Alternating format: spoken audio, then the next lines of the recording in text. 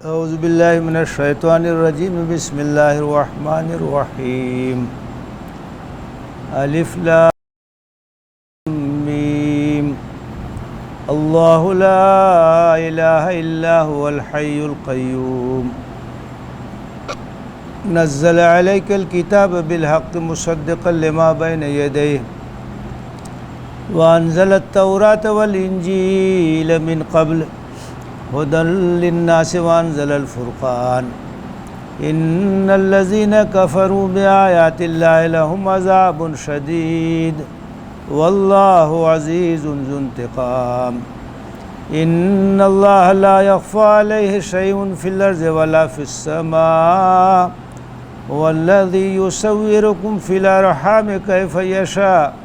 لا الہ الا هو العزیز الحکیم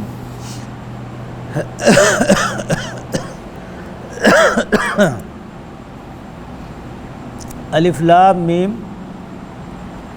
اللہ کے سوا کوئی معبود نہیں وہ زندہ ہے اور سب کو قائم رکھنے والا ہے حق کے ساتھ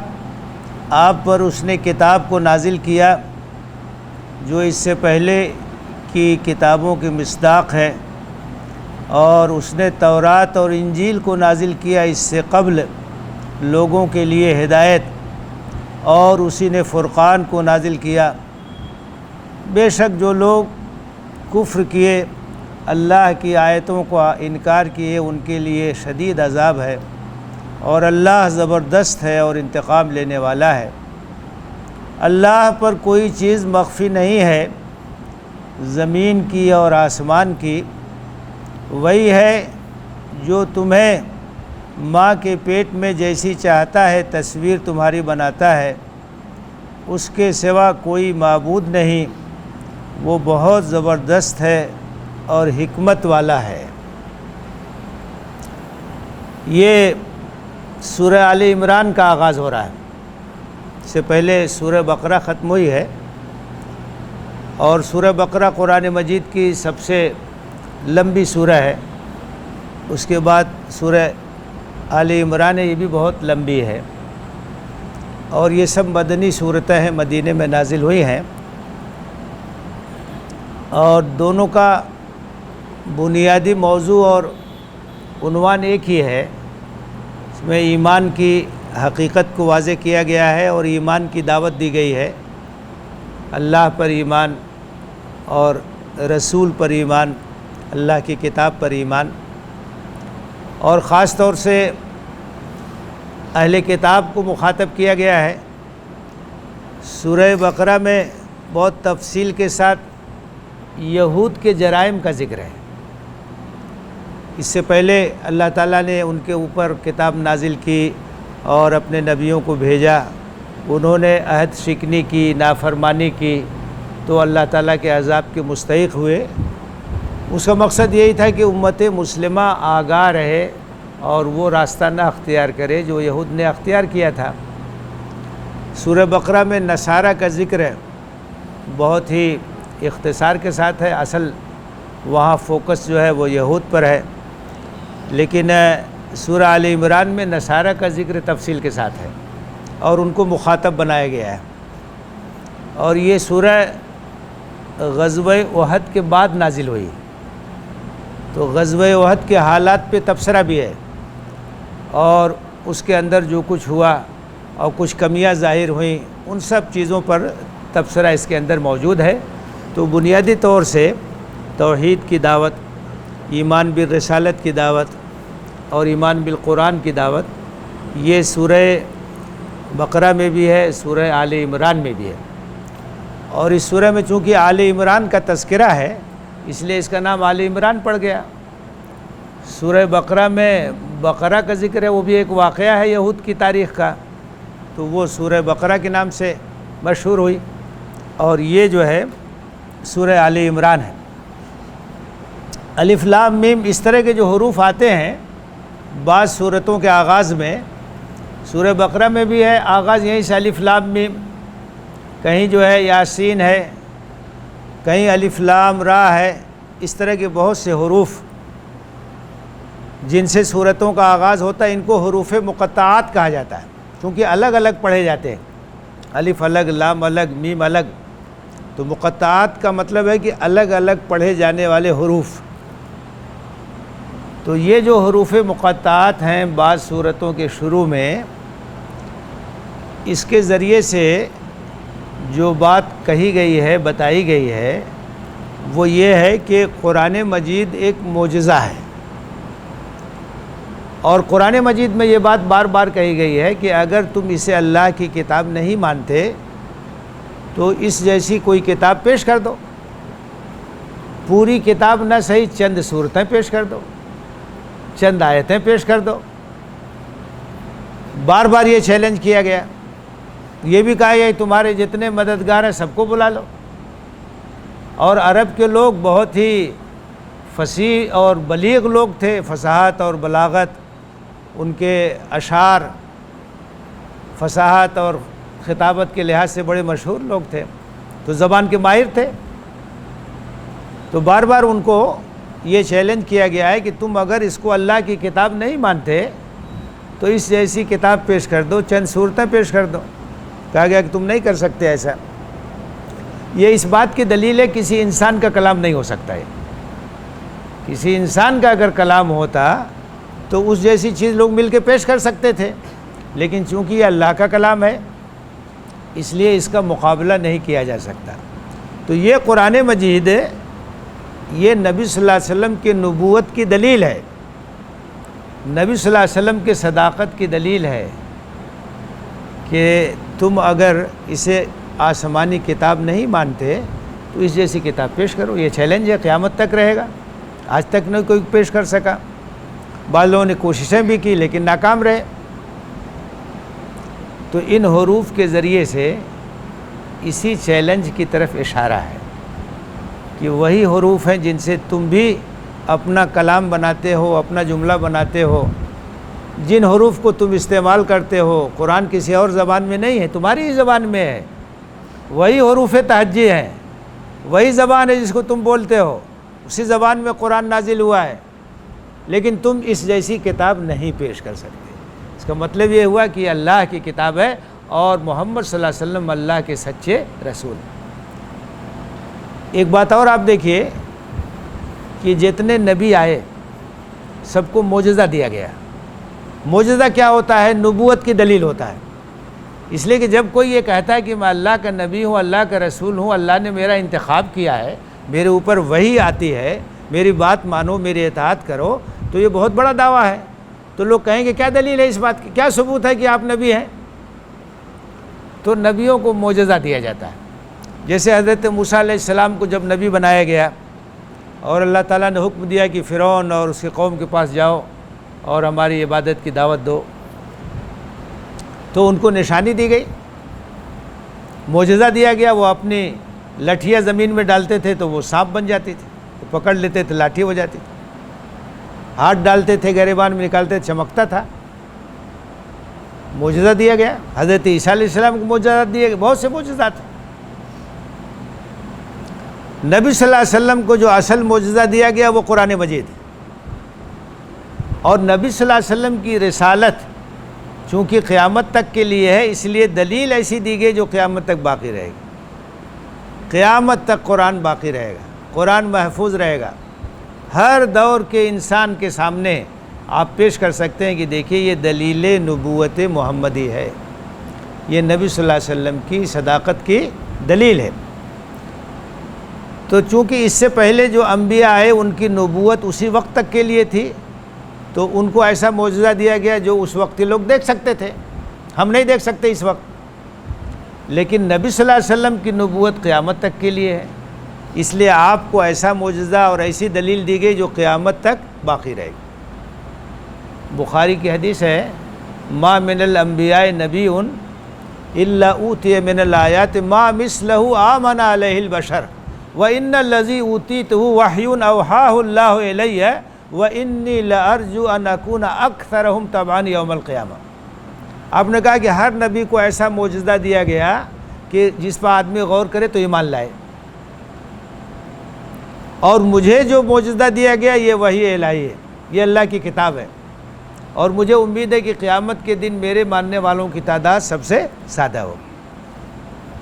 قیامت تک آپ کی نبوت ہے تو آپ کو دلیل بھی ایسی دی گئی جو قیامت تک باقی رہے۔ کسی بھی انسان کے سامنے آپ پیش کر دیجئے کہ دیکھیے یہ اللہ کی کتاب ہے، اور اس کا معجزہ ہونا بہت سارے پہلوؤں سے ثابت ہے۔ ایک تو یہ کہ اس کی زبان اتنی بہترین ہے، اس کی فصاحت، اس کی بلاغت بہت ہی بہترین ہے، اور اتنی مٹھاس اس کے اندر ہے کہ کبھی اس سے طبیعت بھر نہیں سکتی۔ دنیا کی کوئی بھی کتاب ہو، آدمی 10 بار پڑھے گا، 20 بار پڑھے گا، طبیعت بھر جائے گی، کتنا پڑھے گا؟ لیکن قرآن پڑھتے رہیے، کبھی طبیعت بھر نہیں سکتی ہے۔ یہ اس بات کی دلیل ہے کہ یہ انسان کا کلام نہیں ہے، یہ اللہ کا کلام، اور اللہ کے کلام سے طبیعت کیسے بھر سکتی ہے؟ اس کی لذت کبھی ختم نہیں ہو سکتی۔ جو لوگ عربی زبان نہیں سمجھتے ہیں وہ بھی پڑھتے ہیں، ان کو بھی مزہ ملتا ہے، ان کا بھی دل لگتا ہے، قرآن پڑھتے ہیں، قرآن سنتے ہیں، صرف ناظرہ جانتے ہیں، مطلب نہیں جانتے۔ مطلب جانیں گے تو اور مزہ آئے گا۔ دنیا میں کوئی ایسی کتاب نہیں ہوگی جس کو وہ لوگ بھی پڑھتے ہوں، یاد کرتے ہوں، جو اس زبان کو نہیں سمجھتے۔ کوئی ایسی کتاب نہیں ہوگی۔ انگریزی کی کوئی کتاب جو آدمی انگریزی نہیں سمجھتا وہ پڑھ ہی نہیں سکتا۔ جو آدمی ہندی نہیں سمجھتا وہ ہندی کتاب پڑھ ہی نہیں سکتا۔ لیکن قرآن مجید عربی زبان میں ہے۔ بہت سارے لوگ عربی زبان سمجھتے نہیں، لیکن ناظرہ پڑھ کے قرآن پڑھتے ہیں۔ پڑھتے ہی نہیں ہیں، یاد ہو جاتا ہے پورا کا پورا قرآن، سینے میں محفوظ ہو جاتا ہے۔ حافظ ہیں، پوری دنیا میں حفاظ ہیں، بچے بھی یاد کر لیتے ہیں، بڑے بھی یاد کر لیتے ہیں۔ اور اس کے معجزہ ہونے کے یہ بھی پہلو ہے کہ اتنی موٹی کتاب ہے، اور اس میں بہت سارے موضوعات پر گفتگو کی گئی ہے۔ ایمانیات اور عقائد پر بھی گفتگو ہے، عبادات پہ گفتگو ہے، اخلاق پہ گفتگو ہے، معاملات پہ گفتگو ہے، تاریخ کی چیزیں بھی ذکر کی گئی ہیں، بہت ساری چیزیں ذکر کی گئی، موضوعات بہت ہیں۔ اور اس کا نزول 23 سال میں مکمل ہوا ہے، 1-2 دن میں نہیں مکمل ہوا، 23 سال میں کتاب کا نزول مکمل ہوا۔ لیکن سورہ فاتحہ سے لے کے سورہ ناس تک اتنی ضخیم کتاب ہے، کہیں اس کی 2 آیتوں میں ٹکراؤ نہیں ہے، آپس میں مضامین ٹکراتے نہیں ہیں۔ اگر کسی انسان کی یہ کاوش ہوتی تو بہت سی باتیں آپس میں ٹکرا جاتی ہیں، آدمی کے خیالات بدلتے رہتے ہیں، جیسے جیسے اس کا اور تجربہ ہوتا ہے نئی نئی باتیں اس کے سامنے آتی ہیں۔ 10 سال پہلے کچھ کہا تھا، 10 سال کے بعد کچھ کہتا ہے۔ لیکن قرآن مجید میں ایسا نہیں ہو سکتا کہ 2 آیتیں آپس میں ٹکراتی ہوں۔ افلا یتدبرون القرآن ولو کان من عند غیر اللہ لوجدوا فیہ اختلافا کثیرا۔ یہ قرآن پہ غور نہیں کرتے۔ اگر یہ اللہ کا کلام نہیں ہوتا تو اس میں بڑا تضاد ہوتا، بڑا ٹکراؤ ہوتا، ایک دوسرے سے باتیں ٹکراتی، لیکن اس کے مضامین میں کہیں کوئی ٹکراؤ نہیں، ایک دم یکسانیت۔ چاہے سورہ بقرہ کی بات ہو، چاہے سورہ آل عمران کی بات ہو، چاہے چھوٹی چھوٹی سورتوں کی بات ہو، چاہے 10واں پارہ ہو، چاہے 20واں پارہ ہو، کہیں کوئی بات ایک دوسرے سے ٹکراتی نہیں۔ تو یہ معجزہ ہے، بہت سارے پہلو اس کے اعجاز کے ہیں۔ اسی کی جانب اشارہ ہے کہ وہی حروف ہیں جن کو تم استعمال کرتے ہو، انہی حروف سے یہ قرآن بھی بنا ہے، لیکن تم ایسا کلام نہیں پیش کر سکتے، تمہارے بس میں نہیں ہے۔ یہ اللہ کا کلام، یہ اللہ کے رسول کی نبوت کی دلیل ہے۔ اللہ لا الہ الا ہو، اللہ کے سوا کوئی عبادت کے لائق نہیں، وہی معبود برحق ہے۔ باقی جتنے معبود ہیں سب معبودان باطل ہیں۔ عبادت کا مستحق صرف وہی ہے، وہی خالق ہے، وہی مالک ہے، وہی رازق ہے، وہی کھلاتا ہے، وہی پلاتا ہے، وہی زندگی دیتا ہے، وہی موت دیتا ہے، وہی بیماری دیتا ہے، وہی شفا یابی سے ہمکنار کرتا ہے۔ تو عبادت اسی کی ہونی چاہیے، سر تو اسی کے سامنے جھکنا چاہیے، اطاعت تو اسی کی ہونی چاہیے۔ اللہ لا الہ الا ہو، اللہ کے سوا کوئی عبادت کے لائق نہیں، کوئی پرستش کے لائق نہیں، اسی کی عبادت، اسی کی پرستش اور اسی کی بندگی ہونی چاہیے۔ تمام نبیوں کی یہی دعوت، تمام نبیوں نے یہی بات کہی، یا قوم اعبدوا اللہ ما لکم من الہ غیرہ۔ ہر نبی نے کہا اے میری قوم کے لوگوں، اللہ کی بندگی کرو، اس کے علاوہ تمہارا کوئی معبود نہیں۔ توحید کی دعوت، ایک اللہ کی بندگی کی دعوت۔ یہی دعوت قرآن کی بھی ہے اور یہی دعوت تمام نبیوں کی ہے، تمام نبیوں نے یہی دعوت پیش کی ہے۔ فرمایا اللہ لا الہ الا ہو، اللہ کے سوا کوئی عبادت کے لائق نہیں، معبود برحق صرف وہی ہے۔ کلمہ جب ہم پڑھتے ہیں لا الہ الا اللہ، کوئی معبود نہیں سوائے اللہ کے، پہلے غیر اللہ کی تردید ہے، اس کی نفی ہے، کوئی عبادت کے لائق نہیں، صرف اللہ ہے جو عبادت کا مستحق ہے۔ تو یہی توحید ہے جو اسلام کی دعوت کی بنیاد، اس کی اساس ہے۔ اولین دعوت جو اسلام کی ہے وہ توحید ہے۔ الحی القیوم، اللہ تعالیٰ کی دو صفتیں یہاں ذکر کی گئی ہیں۔ الحی زندہ ہے، ہمیشہ سے ہے، ہمیشہ رہے گا اور سب کو زندگی بخشنے والا ہے، اور حیات کے جہاں بھی کچھ آثار ہیں سب اللہ ہی کے دیے ہوئے ہیں، تو وہ زندہ جاوید ہستی ہے۔ القیوم، اور سب کو سنبھالے ہوئے، پوری کائنات کو سنبھالنے والا، قائم رکھنے والا، چلانے والا اللہ ہے۔ اللہ کی ذات ہے، پوری کائنات کو وہی چلا رہی ہے، وہی سنبھالے ہوئے ہے۔ نزل علیک الکتاب بالحق، اس نے آپ کے اوپر کتاب کو نازل کیا حق کے ساتھ۔ حق کے ساتھ کا مطلب کیا ہے کہ یہ کتاب قول فیصل بن کے نازل ہوئی ہے۔ اس سے پہلے اہل کتاب نے تمام چیزوں کو گڑبڑ کر دیا تھا، اللہ کی کتاب میں تحریف کر دی تھی، حق کیا ہے اس کو پتہ لگانا مشکل ہو گیا تھا۔ تو یہ کتاب قول فیصل بن کر کے آئی، کسوٹی بن کر کے آئی، معیار بن کر کے آئی کہ اس کی روشنی میں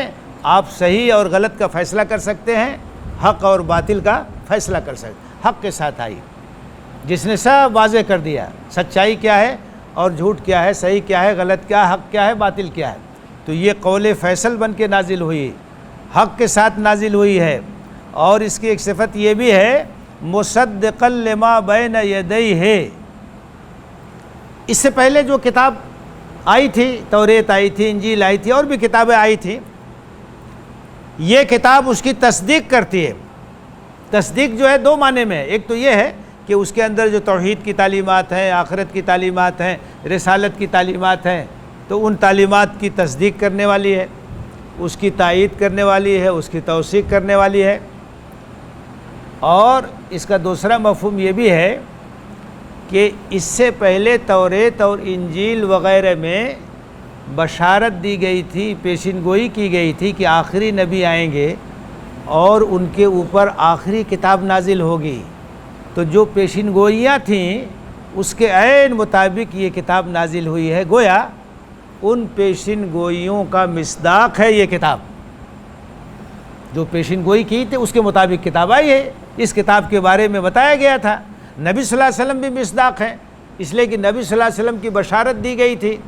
اور خاص طور سے حضرت عیسیٰ علیہ السلام کا تو مشن ہی یہی تھا کہ جناب محمد رسول اللہ صلی اللہ علیہ وسلم کے بارے میں بشارت دیں کہ میرے بعد ایک نبی آنے والا ہے جس کا نام احمد ہوگا، وہ جب آئے تم ایمان لے آنا۔ تو یہ کتاب مصداق ہے ان پیشین گوئیوں کا، اس کے عین مطابق ہے، جس طرح سے بتایا گیا تھا کہ ایسی کتاب ہوگی اور اتنی واضح اور اتنے محکم دلائل پر مشتمل ہوگی، اسی طرح سے یہ کتاب نازل ہوئی۔ تو ان کی تصدیق بھی کرتی ہے اور ان کا مصداق بھی ہے، عین اس کے مطابق یہ کتاب نازل ہوئی ہے۔ وَأَنزَلَ التَّوْرَاةَ وَالْإِنجِيلَ مِن قَبْلِ، اور اس سے پہلے اللہ تعالیٰ نے توریت کو نازل کیا، انجیل کو نازل کیا، ہدی للناس، لوگوں کے لیے ہدایت کا سامان بنا کر کے۔ توریت، انجیل، جتنی آسمانی کتابیں آئیں سب اللہ تعالیٰ کی جانب سے روشنی کا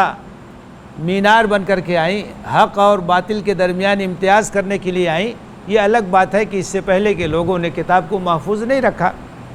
اور اس کے اندر تحریف کر دی۔ اب چونکہ یہ آخری کتاب ہے، اس کے بعد کوئی کتاب نہیں آنے والی ہے، اس لیے اللہ تعالیٰ نے اس کی حفاظت کا ذمہ لیا اور اس کا ایسا بندوبست کیا کہ قیامت تک اس کے اندر کوئی تبدیلی نہیں ہو سکتی، جیسے نازل ہوئی تھی اسی طریقے سے یہ موجود ہے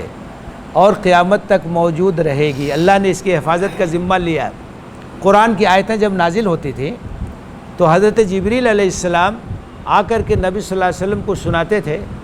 اور آپ کو وہ چیز یاد ہو جاتی تھی۔ پھر آپ صحابہ میں جو کاتبین وحی تھے، جو وحی کی کتابت کرتے تھے، آپ ان کو بلواتے تھے اور آپ املا کراتے تھے، وہ لوگ لکھ لیتے تھے، آپ پڑھتے تھے، صحابہ یاد کرتے تھے۔ تو اس طرح سے حفاظت دو طرح سے ہو رہی تھی، یاد بھی کر رہے تھے اور لکھ بھی رہے تھے، یعنی اس کی کتابت بھی ہو رہی تھی اور اس کا حفظ بھی ہو رہا تھا، دو طرح سے اس کی حفاظت ہو رہی تھی، لکھی بھی جا رہی تھی اور یاد بھی کی جا رہی تھی۔ اور اس کے بعد بہت سے صحابہ جو ہے حافظ ہو گئے، صحابیات حافظہ ہو گئیں، اس کے بعد تابعین میں اسی طرح سے منتقل ہوا اور اس کے نسخے تیار ہوتے رہے، اور بعد میں پھر جب پریس کا زمانہ آیا تو قرآن جو ہے کروڑوں کی تعداد میں چھپتا ہے، دنیا بھر میں پایا جاتا ہے۔ بعض لوگوں نے اس پہ ریسرچ کیا باقاعدہ، قرآن کے بہت سارے نسخے اکٹھا کیے، دنیا کے کونے کونے سے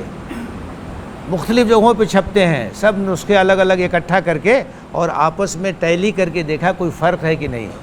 وہ قرآن جو چائنا میں چھپتا ہے، وہ قرآن جو افریقہ میں چھپتا ہے، وہ قرآن جو رشیا میں چھپتا ہے، وہ قرآن جو ایشیا میں چھپتا ہے، جو عرب میں چھپتا ہے، جگہ جگہ کے قرآن منگا کر کے اور اس پر پوری ٹیم لگا کر کے اس کا جو ہے موازنہ کیا اور اس پر ریسرچ کیا، کہیں بھی کوئی ایک حرف کا بھی فرق نہیں۔ اس طرح سے اللہ تعالیٰ نے اس کی حفاظت کا ذمہ لیا۔ تو چونکہ آخری کتاب ہے اس لیے اس کا محفوظ رہنا ضروری ہے۔ قرآن اگر محفوظ نہیں رہے گا تو لوگوں کو ہدایت کہاں سے ملے گی؟ تو اللہ تعالیٰ نے اس کی حفاظت کا ذمہ لیا۔ اسی لیے آپ دیکھیے، کوئی قرآن پر ایمان لائے چاہے نہ لائے، کوئی یہ نہیں کہہ سکتا کہ اس کے اندر کوئی تبدیلی ہوئی، اس کے اندر کوئی ہیر پھیر ہوا، کمی بیشی، کوئی یہ دعویٰ نہیں کر سکتا، کیونکہ اس کی حفاظت کا انتظام اللہ تعالیٰ نے اتنا بہترین کیا، اس کے اندر کوئی تبدیلی ہو ہی نہیں سکتی، تو یہ محفوظ ہے۔ اس سے پہلے اللہ تعالیٰ نے توریت اور انجیل کو نازل کیا ہدایت کے طور پر، وَأَنزَلَ الْفُرْقَانَ، اور اللہ تعالیٰ نے اس کتاب کو اس کی ایک صفت ہے فرقان۔ قرآن کے معنی ہوتے ہیں وہ چیز جو بہت پڑھی جائے، قرآن سے زیادہ تو کوئی پڑھی جانے والی کتاب نہیں ہے، اور فرقان کے معنی ہوتے ہیں حق اور باطل کے درمیان فرق کرنے والی چیز، کسوٹی، معیار، ترازو، جس کے اوپر تول کر کے آپ دیکھ لیں صحیح کیا ہے غلط کیا ہے۔ تو یہ کتاب فرقان ہے، یہ معیار ہے، یہ قول فیصل ہے، یہ کسوٹی ہے، اس کے اوپر کس کے آپ دیکھ لیجئے کیا صحیح ہے کیا غلط ہے، کیا کرنا ہے کیا نہیں کرنا ہے، تو یہ فرق کرنے والی چیز۔ وَأَنزَلَ الْفُرْقَانَ، اور اللہ نے اس کتاب کو نازل کیا جس کی ایک صفت ہے کہ یہ فرقان ہے۔ إِنَّ الَّذِينَ كَفَرُوا بِآيَاتِ اللَّهِ، بے شک جن لوگوں نے ہماری آیتوں کو جھٹلایا اور انکار کیا اور اس پر ایمان نہیں لے آئے، لہم عذاب شدید، ان کے لیے بڑا سخت عذاب، جو اللہ کو نہیں مانتے، اللہ کی کتابوں کو نہیں مانتے، رسولوں کو نہیں مانتے، ان کے لیے قیامت میں آخرت میں بڑا شدید عذاب۔ واللہ عزیز ذو انتقام، اور اللہ تعالیٰ زبردست ہے، طاقتور ہے، کوئی اس کے مقابلے میں کھڑا نہیں ہو سکتا ہے، کسی کو سزا دینا چاہے تو کوئی روک نہیں سکتا، عزیز ہے، زبردست ہے، انتہائی طاقت والا ہے، ہر چیز پہ قدرت رکھنے والا، اس کے سامنے کسی کا زور چل نہیں سکتا۔ ذو انتقام، بدلہ لے گا وہ، آپ نافرمانی کریں گے، سرکشی کریں گے، اس کے احکام کو ٹھکرائیں گے، اس کی آیتوں کا مذاق اڑائیں گے، اس کے رسولوں کا انکار کریں گے، اس کے دین کا استہزاء کریں گے، تو وہ انتقام لے گا، موقع دیتا ہے، مہلت دیتا ہے، سنبھلنے کا موقع دیتا ہے۔ اس کے باوجود بھی اگر نہیں کوئی سنبھلے گا تو اللہ تعالیٰ کی پکڑ بڑی سخت ہے، اس کا انتقام بہت شدید ہے۔ تو اللہ تعالیٰ زبردست ہے اور انتقام لینے والا ہے۔ ان اللہ لا یخفی علیہ شیء فی الارض ولا فی السماء، زمین اور آسمان کی کوئی چیز اللہ پر مخفی نہیں، ہر چیز کو وہ جانتا ہے، اس کے علم کے دائرے سے کوئی چیز بھی مخفی نہیں، زمین میں ہو، آسمان میں ہو، کہیں بھی ہو۔ عام طور سے جہاں قیامت کا ذکر ہے، جہاں عذاب کا ذکر ہے، باس بعد الموت کا ذکر ہے، تو اللہ تعالیٰ کی دو صفات کا تذکرہ کیا جاتا ہے، ایک تو اللہ تعالیٰ کی صفت قدرت، اور دوسری چیز ہے اللہ تعالیٰ کی صفت علم، کیونکہ حساب کتاب لینا ہے تو اس کے لیے دو چیزوں کی ضرورت ہے، ایک تو یہ کہ قدرت کاملہ ہو، اور دوسری چیز کی علم وسیع ہو۔ جب علم وسیع ہو تبھی تو حساب کتاب ہوگا، اللہ ہر چیز سے واقف ہے اس لیے حساب لے لے گا، آپ جو تنہائی میں کام کرتے ہیں اس کو بھی وہ جانتا ہے، جو اجالے میں کام کرتے ہیں اس کو بھی وہ جانتا ہے، دن میں جو کرتے ہیں اس سے بھی واقف ہے، رات میں جو کرتے ہیں اس سے بھی واقف ہے۔ تو اس کا علم تو بہت وسیع، زمین اور آسمان کی کوئی چیز اس سے مخفی نہیں، اس لیے وہ حساب لے سکتا ہے، کوئی چیز اس سے چھپی ہوئی نہیں۔ یعلم خائنۃ الاعین وما تخفی الصدور، وہ نگاہوں کی چوریوں کو بھی جانتا ہے، اور سینوں کے اندر جو احساسات ہیں، جو محرکات ہیں، ان سے بھی واقف ہے، اور ہر چیز پہ قادر ہے، دوبارہ پیدا کرے گا، اپنے علم کی روشنی میں حساب لے گا۔ تو عام طور سے جہاں اس طرح کا سیاق ہوتا ہے اور قیامت کی طرف اشارہ ہوتا ہے، اس کا تذکرہ ہوتا ہے، تو ان دونوں صفتوں کا ذکر ہوتا ہے۔ یہاں کہا نا کہ جو لوگ انکار کر رہے ہیں ان کے لیے بڑا سخت عذاب ہے، یعنی وہ دن آنے والا ہے جب ان کو اٹھایا جائے گا، دوبارہ حساب کتاب لیا جائے گا، سخت سزا ہوگی۔ تو یہاں دونوں چیزوں کا ذکر کر دیا، عزیز ہے وہ، زبردست ہے، اس کی قوت کے سامنے کسی کی قوت چل نہیں سکتی، اور ہر چیز سے واقف ہے۔ ان اللہ لا یخفی علیہ شیء فی الارض ولا فی السماء، نہ زمین کی کوئی چیز چھپی ہے اس سے، نہ آسمان کی کوئی چیز، ہر چیز سے واقف ہے، پورا پورا حساب لے گا وہ۔ والذی یصورکم فی الارحام کیف یشاء لا الہ الا هو العزیز الحکیم، ماں کے پیٹ میں تمہاری صورت گری وہی کرتا ہے۔ جنین رحم مادر میں ہوتا ہے اور مختلف مرحلوں سے گزرتا ہے، تو خون کی پھٹکی ہوتا ہے، گوشت کا لتھڑا ہوتا ہے، پھر ہڈی بنتی ہے، اس کے اوپر گوشت چڑھتا ہے، دھیرے دھیرے ایک انسانی شکل وہ اختیار کرتا ہے۔ تو کس شکل کا ہوگا، اس کی صورت کیا ہوگی، اس کا چہرہ کیا ہوگا، کیسا ہوگا، یہ سب صورت گری کون کرتا ہے؟ وہی کرتا ہے۔ یہ جو پیدائش ہے اور ماں کے پیٹ کے اندر مختلف نشو و نما کے مراحل ہیں، وہ خود اللہ تعالیٰ کی قدرت کی عظیم الشان نشانی ہے۔ آپ ذرا سوچئے کہ انسان کے اوپر اگر غور کیا جائے، انسان اگر اپنے اوپر غور کرے اور اللہ تعالیٰ کی اتنی نشانی، آپ دیکھیے چہرہ کتنا بڑا ہے، آدمی کا جو چہرہ ہے وہ بہت زیادہ تو دائرہ نہیں اس کا، لیکن ہر آدمی کا نقشہ الگ ہے۔ اگر نقشہ ایک ہو جاتا تب تو پہچاننا مشکل ہو جاتا، اور پولیس آتی کسی کو پکڑنے، کسی کو اور پکڑ کے لے کے چلی جاتی، سب لوگ ایک ہی جیسے ہو جاتے۔ اور چھوٹی سی جگہ ہے لیکن سب کا، یہاں تک کہ جو جوڑوا بھائی ہے اس میں بھی فرق ہوتا ہے، جب دھیرے دھیرے آپ ساتھ رہیں گے تو معلوم ہو جاتا ہے کہ یہاں بھی فرق ہے، سب کا چہرہ الگ ہے۔ یہاں تک کہ آپ ذرا غور کیجئے کہ انگوٹھا جو ہے، انگوٹھے کا نشان سب کا الگ ہے، کتنی چھوٹی سی جگہ ہے، کروڑوں انسان ہیں، دو آدمی کے انگوٹھے کا نشان نہیں ملتا، کتنا بڑا معجزہ، اللہ کی قدرت کی کتنی بڑی نشانی ہے، کیسے کیسے اللہ تعالیٰ نے پیدا کیا۔ قرآن میں کہا گیا تھا کہ ہم اپنی نشانیاں تم کو دکھائیں گے، کائنات کے اندر بھی اور تمہاری ذات کے اندر بھی، خود انسان کے جسم کے اندر کیسی کیسی نشانیاں۔ اب جب میڈیکل سائنس ترقی کر رہی تو بہت سی چیزوں تک لوگ پہنچ رہے ہیں، تو اندازہ ہو رہا ہے کہ انسان کا جسم یہ اللہ تعالیٰ کی قدرت کی کتنی بڑی نشانی۔ فرمایا هو الذی یصورکم فی الارحام، وہی ہے جو تمہاری تصویر بناتا ہے، صورت گری کرتا ہے، نقشہ بناتا ہے ماں کے پیٹ کے اندر، کیف یشاء، جیسا چاہتا ہے۔ الگ الگ نقشے ہیں لوگوں کے، چائنا کے لوگوں کا الگ نقشہ ہے، افریقہ کے لوگوں کا الگ نقشہ ہے، ایشیا کے لوگوں کا الگ ہے، یورپ کے لوگوں کا الگ ہے۔ اللہ تعالیٰ نے سب کا جو ہے الگ الگ نقشہ بنایا ہے، ایک ایک پور انسان کا اللہ تعالیٰ نے کیسا کیسا بنایا۔ تو یہ سب اللہ کی قدرت ہے، اللہ کا علم ہے، وہ بتا رہا ہے، اپنی قدرت کی نشانیاں دکھا رہا ہے کہ انسان اس کے سامنے سجدہ ریز ہو، اس کی عظمت کا قائل ہو، اس کی کبریائی کا اعلان کرے، اس کی اطاعت کرے، اس کی بندگی کرے۔ لا الہ الا ہو، اس کے سوا کوئی عبادت کے لائق نہیں، بار بار اس کا ذکر کیا گیا۔ اور ایک بات اور سمجھ لیجئے کہ جو توحید کی بات ہے، تو قرآن پہ غور کریں گے، حدیث پہ غور کریں گے تو معلوم ہوگا کہ توحید میں جو توحید کی قسمیں ہیں وہ تین چیزیں ہیں۔ اس میں ایک ہے توحید ربوبیت، اور ایک ہے توحید الوہیت، اور ایک ہے توحید الاسماء والصفات۔ توحید ربوبیت کیا ہے؟ کہ اللہ ہی رب ہے، وہی خالق ہے۔ مشرکین عرب بھی توحید ربوبیت کے قائل تھے، مانتے تھے وہ وَلَئِن سَأَلْتَهُم مَّنْ خَلَقَ السَّمَاوَاتِ وَالْأَرْضَ لَيَقُولُنَّ اللَّهُ، اگر تم ان سے پوچھو کہ زمین اور آسمان کا خالق کون ہے تو کہیں گے اللہ ہے۔ توحید ربوبیت کے قائل تھے۔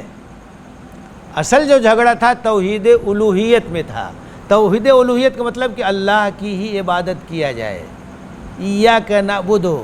ہم تیری ہی عبادت کرتے ہیں، تیری ہی پرستش کرتے ہیں، عبادت کی جتنی قسمیں ہیں تیرے لیے خاص کرتے ہیں، کسی اور کو سجدہ نہیں کریں گے ہم، کسی اور کے سامنے نہیں جھکیں گے ہم،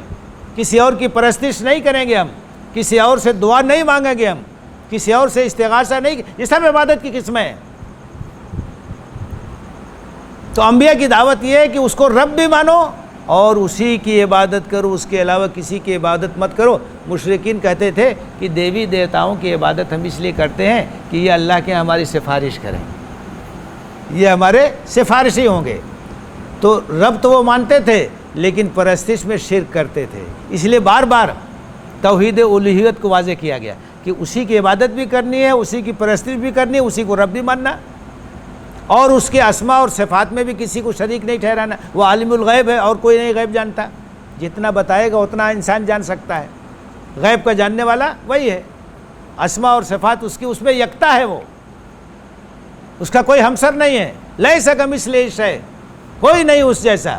وہو السمیع البصیر، وہ سننے والا ہے، دیکھنے والا ہے۔ تو بار بار توحید الوہیت کا ذکر ہے، اس لیے کہ اسی میں جھگڑا ہے۔ رب تو سب مان لیتے ہیں لیکن جب پوجا کی بات آتی ہے، پرستش کی بات آتی ہے، اطاعت کی بات آتی ہے، وہاں سب گڑبڑ ہو جاتا، سارے دیوی دیوتا آ جاتے ہیں طرح طرح کے۔